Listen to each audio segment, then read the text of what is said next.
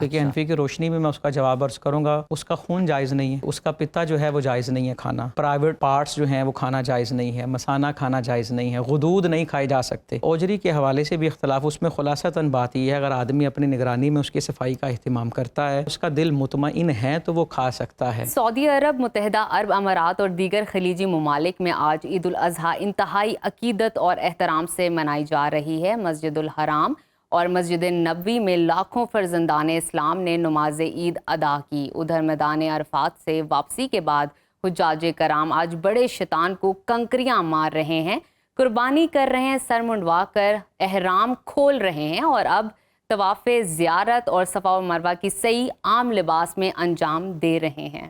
پاکستان میں عید الاضحیٰ کل منائی جائے گی، لیکن قربانی صرف جانور ذبح کرنے کا نام نہیں بلکہ یہ اس اطاعت، وفا اور اثار کا عملی مظاہرہ ہے جو حضرت ابراہیم علیہ السلام نے دکھایا۔ جب رب کا حکم آیا تو انہوں نے اپنے بیٹے کو اللہ کی راہ میں قربان کرنے کا فیصلہ کیا، اور حضرت اسماعیل علیہ السلام نے سر تسلیم خم کر کے فرما برداری کی وہ مثال قائم کی جو رہتی دنیا تک یاد رکھی جائے گی۔ عید الاضحیٰ ہمیں یہی سبق دیتی ہے کہ اللہ کی رضا کے لیے سب کچھ قربان کرنا ایمان کی معراج ہے۔ ہم اس دن گوشت نہیں بانٹتے بلکہ خلوص، تقویٰ اور عبادت کا وہ جذبہ بانٹتے ہیں جو انسان کو اپنے رب کے قریب لے جاتا ہے۔ عید الاضحیٰ کی اہمیت و فضیلت پر بات کرنے کے لیے ہمارے ساتھ اسٹوڈیوز میں موجود ہیں معروف مذہبی اسکالر مفتی بہرام شاہد صاحب۔ مفتی صاحب، آپ کو خوش آمدید کہتے ہیں پروگرام میں۔ سب سے پہلے عید الاضحیٰ کی فضیلت اور اہمیت پر روشنی ڈالیے گا اور یہ بتائیے گا کہ یہ عید ہمیں کیا پیغام دیتی ہے؟ بسم اللہ الرحمن الرحیم۔ تمام تعریفیں اس اللہ کے لیے جو ایسا اول ہے جس کی ابتدا نہیں اور ایسا آخر ہے جس کی انتہا نہیں۔ درود و سلام کے گجرے نشاور ہوں سستی پر جو وجہ تخلیق کائنات ہیں، اور آپ کے وسیلہ سے آپ کی جمیع آل اور جمیع اصحاب پہ۔ بلا شبہ عید کا لفظ ہی بتا رہا ہے کہ عید کیا ہے۔ عید کا مطلب ہی خوشی ہے، اور دیکھیں نا آج اور یہ دن کتنے خوشیوں والے آئے کہ آج کہیں عید منائی جا رہی ہے۔ پاکستان میں تو کل عید ہوگی لیکن آج جمعہ، اور جمعے کو مومنوں کی عید کہا جاتا ہے، اور اسی طرح کل حج ہوا اور جمعے کے دن کو غریبوں کا حج کہا جاتا ہے، اور یہ اتنی ساری نسبتیں اور اتنی ساری خوشیاں ساتھ آ رہی ہیں۔ عید کا مقصد جو اسلامی ایک تہوار ہے، اس کا مقصد یا اس کو منانے کا طریقہ جس طرح دنیا کے عام تہوار مناتے ہیں اس طرح نہیں ہوتا۔ عید کا مطلب ہے خوشیاں بانٹنا، بالکل، اور اس کا مطلب ہرگز یہ نہیں کہ ایک دن خوشی بانٹی اور اس کے بعد سارا سال جو ہے انسان کو پتہ ہی کچھ نہ ہو۔ یہ سمجھ لیں وہ دن ہے جس کے اندر انسان اپنے آپ کو نئے سرے سے تیار کرتا ہے، اور عید حقیقی طور پہ وہ آدمی نہیں مناتا جو اپنی ذات کی عید منائے۔ عید وہی منا رہا ہے جو دوسروں کے لیے خوشیوں کا سامان مہیا کر رہا ہے، اور اس عید کو عید الاضحیٰ یا بڑی عید کے نام سے موسوم کیا جاتا ہے۔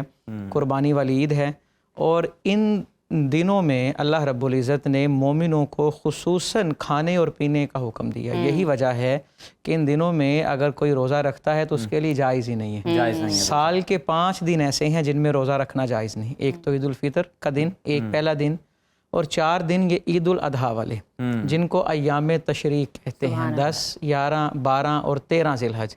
کیوں نہیں رکھنا روزہ؟ کیونکہ یہ اللہ کی نعمت کھانے کے دن ہے۔ اللہ پاک اگر کسی کو کوئی نعمت دے رہا ہے اور انسان اس نعمت کو اپنے اوپر نہیں لگاتا تو یہ بھی ناشکری کے اندر آتا ہے۔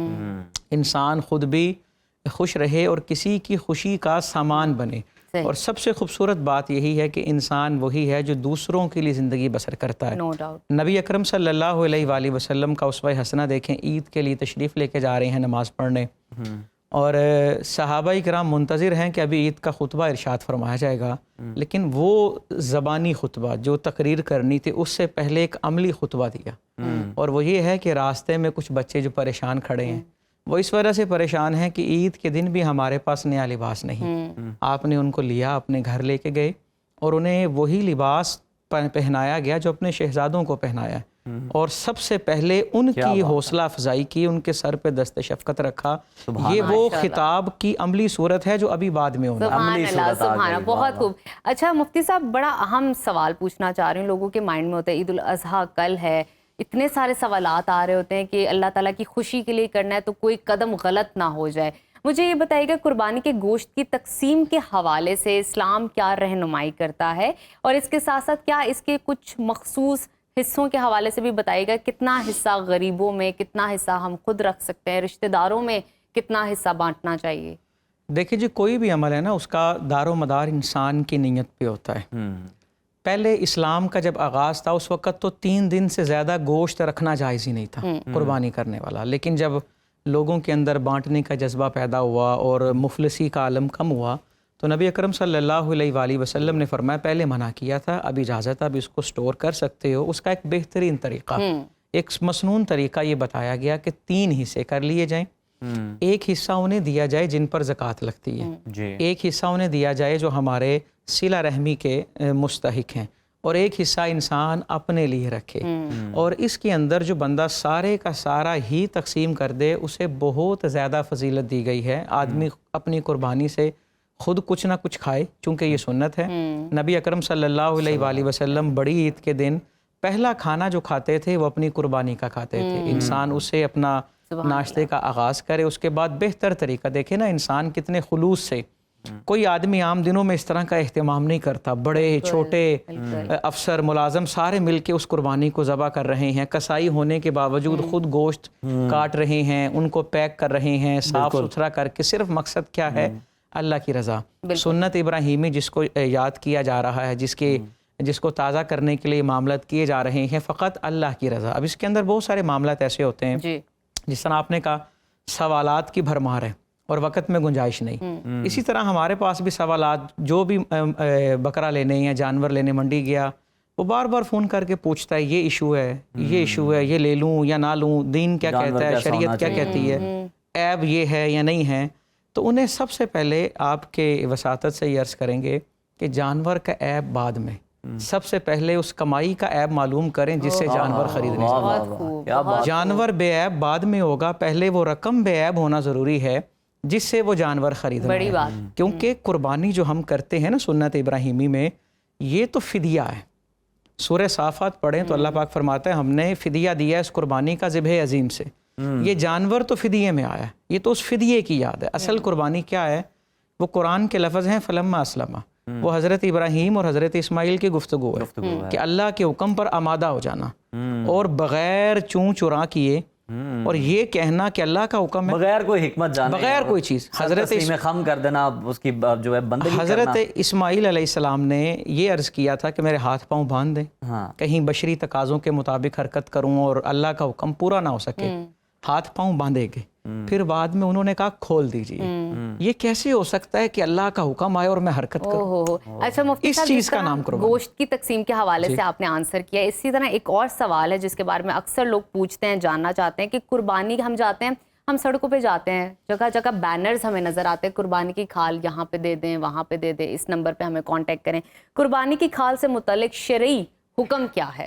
قربانی کی کوئی بھی چیز ہے نا، کھال ہو گئی، اس کی رسی، حتیٰ کہ اس نے جو پازیب پہنی ہے، وہ ساری کی ساری چیزیں صدقہ کی جائیں گی۔ اور یہ نفلی صدقہ ہوتا ہے، یہ گفٹ ہوتا ہے، یہ انسان خود نہیں، یعنی کہ کسی کو سیل نہیں کر سکتا، اور انسان نے یہ چیزیں صدقہ ہی کرنی ہیں، اور یہ صدقہ گفٹ ہے، یعنی کہ اس کے لیے وہ مصارف نہیں جو زکوٰۃ کے ہوتے ہیں، یہ کہیں بھی دی جا سکتی ہے، لیکن ان جگہوں پہ نہیں دینی چاہیے جو اسلام یا ملک دشمن ہو یا جن پر پابندی لگی ہے۔ اس کا جواب آ گیا۔ مفتی صاحب یہ بھی رہنمائی کیجیے گا، کیا قربانی کے جانور کے مختلف اعضاء جیسے اوجڑی، گردے کپوری اور مغز وغیرہ کا استعمال شرعاً جائز ہے؟ کوئی ممانعت تو نہیں ہے؟ جانور کے اندر کچھ اجزاء ایسے ہیں جو شریعت نے نا ممنوع قرار دی ہیں، کیونکہ حنفی کی روشنی میں اس کا جواب عرض کروں گا۔ اس کا خون جائز نہیں ہے، ٹھیک ہے، اس کا پتا جو ہے وہ جائز نہیں ہے کھانا، پرائیویٹ پارٹس جو ہیں وہ کھانا جائز نہیں ہے، مثانہ کھانا جائز نہیں ہے، غدود نہیں کھائے جا سکتے، ٹھیک ہے۔ حرام مغز کو لے کے اختلاف ہے، اور اوجری کے حوالے سے بھی اختلاف۔ اس میں خلاصتاً بات یہ ہے اگر آدمی اپنی نگرانی میں اس کی صفائی کا اہتمام کرتا ہے اور اس کے بعد اس کا دل مطمئن ہے تو وہ کھا سکتا ہے، کیونکہ ام عائشہ رضی اللہ تعالیٰ عنہا سے اس کا کھانا جو ہے وہ ثابت ہے۔ اور انسان بعض اوقات اس پہ میں ایک چیز کے حوالے سے روحانی طور پہ روشنی ڈالوں گا۔ ہو سکتا ہے کہ ایک عضو بالکل حلال ہے، لیکن انسان بری نیت سے کھائے تو وہ حلال سے حرام میں جا سکتا ہے۔ یہ چیز بھی مد نظر رکھیں، نیت کا بڑا دخل ہے جی۔ جس طرح حرام جانور جو ہے نا، صرف وہی حرام نہیں، بعض اوقات حلال بھی انسان حرام کر لیتا ہے، اس کے اندر اپنی نیت کا فطور شامل کر کے، کیونکہ عمل کا دار و مدار کس پر ہے؟ نیت پہ۔ اور ایک حدیث پاک ہے قیامت کے دن جس کو بھی نیکی کا اجر ملے گا نا اسے اس کی عمل کی وجہ سے نہیں، اسے اس کی عقل کی وجہ سے اجر ملے گا. یہ حدیث کا مفہوم ہے. ایک عمل 10 لوگوں نے کیا، 10 کو برابر اجر نہیں ملے گا. ٹھیک ہے. جس کی عقل جتنی زیادہ ہے اسے اتنا زیادہ جو ہے اس کا اجر دیا ایک جائے. اور سوال آپ سے کرنا چاہوں گی، کیا کٹا، بھینس یا دیگر بڑے جانور قربانی کے لیے شرعاً درست ہیں؟ اور اگر کہا جائے کیا ان کے اگر حصے کریں تو وہ کتنے ہونے چاہیے، کس طرح ہونے چاہیے؟ ایک کٹا ہو یا اس کے جنس سے جو چیزیں ہیں، بھینس جس کو کہتے ہیں، دیگر اس کے نام ہوتے ہیں، یہ سارے گائے کی جنس سے ہی ہیں. تو لہٰذا اس حوالے سے ان کی قربانی جائز ہے. اس کے اندر بھی میکسیمم 7 حصے ہو سکتے ہیں. اونٹ کے اندر بھی 7 میکسیمم، لیکن 7 پورے کرنا ضروری نہیں. ضروری نہیں. کچھ لوگ پوچھ رہے ہوتے ہیں جی ہم 3 ہیں تو کیا کریں، باقی کہاں سے لائیں؟ تو آپ 3 کر لیں، یا 1 3 2 رکھ لیں، یا اس طرح آپس میں کر لیں. معصومانہ سوالات ہوتے ہیں جو تو وہ میکسیمم ہے کہ 7 لوگ شریک ہو سکتے ہیں. منیمم 1 ہو جائیں، 2 ہو جائیں، 3 جتنے بھی ہو سکتے ہیں، لیکن 7 سے زیادہ اس میں حصے نہیں ہو سکتے. اور اس کے ساتھ یہ بھی بات ہے کہ جو بندہ قربانی اس نیت سے کرے نا میں گوشت کھاؤں گا، اس کی قربانی قبول نہیں ہوتی. کیونکہ قربانی اللہ کا تقرب، یہ عام گوشت نہیں ہے. قربانی کا جانور خریدتے ہوئے اگر ہم وہی نظریہ رکھیں کہ جناب گوشت اتنے روپے کلو ملتا ہے، یہ ملتا ہے، تو وہ جائز نہیں. آج کل بہت سارے اجتماعی قربانی کرنے والے نیچے لکھ دیتے ہیں کم از کم اتنا گوشت ضرور ملے گا.